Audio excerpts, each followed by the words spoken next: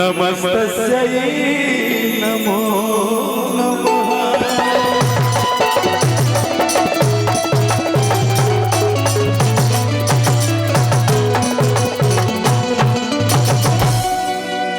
बहुत सारा गीत आप सबके बीच हमने के रखब जा, बड़ी ढेर सारा गीत के आप सब भर भर के प्यार आशीर्वाद देले बानी और देत आ रहल बानी, लेकिन एगो माता रानी के गीत से एक कार्यक्रम के शुरुआत की है हमने के। पत्नी घर में बाड़ी और पति देव से कहताड़ी, पति और पत्नी के बीच के नवरात्रि में एगो बढ़िया संवाद चल रहा बा, गीत के माध्यम से भाव से सुनी सबे।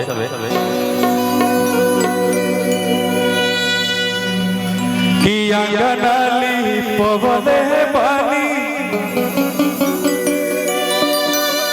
हर चौका पुरोने बानी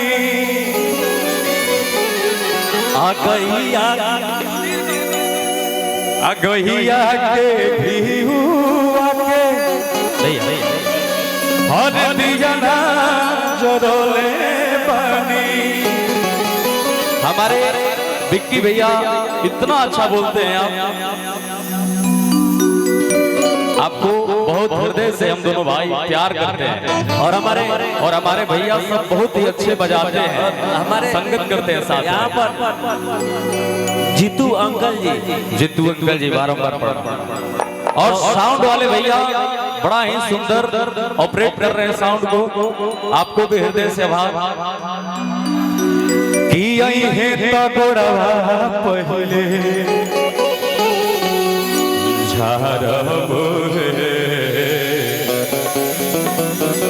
कि आई है तगड़वा पहले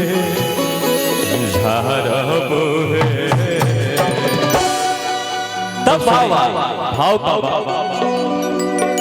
कि गंगा जी के पानिया से और बहुआ पठारब है।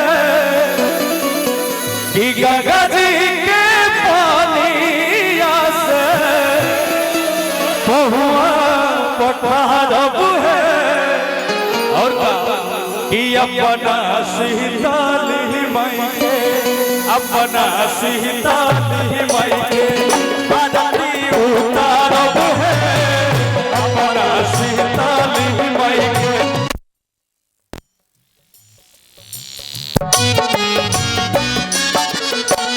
अंगनाली पवने बानी चौका पुरोले बानी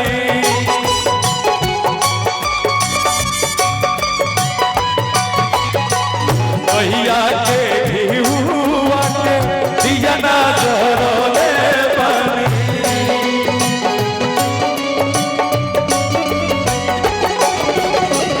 आई है तो बुढ़वा पहले सारब है, आई है तो बुढ़वा पहले सारब है।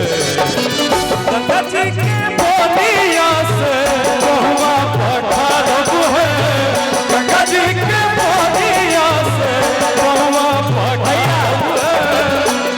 और भैया एक बार हमने दोनों भाई चाहता नहीं जा कि बार बार ना कही जाए, लेकिन एक बार जितना लोग यहाँ उपस्थित बाने सभी लोग माता रानी खातिर दोनों हाथ उठा ले आप सब। और जितना लोग अपने भैया जितना लोग अपने मोबाइल से वीडियो करता वो एगो हाथ जरूर उठा ले। और जे लोग हेने से वाने भैया इधर से भी दोनों हाथ तक उठा लीजिए माता रानी के लिए। और जो लोग जहाँ बैठे वहीं से मीठा मीठा ताली सारे लोग बजाएंगे।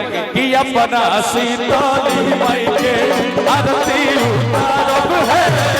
अपना सीताली माई के आरती उतार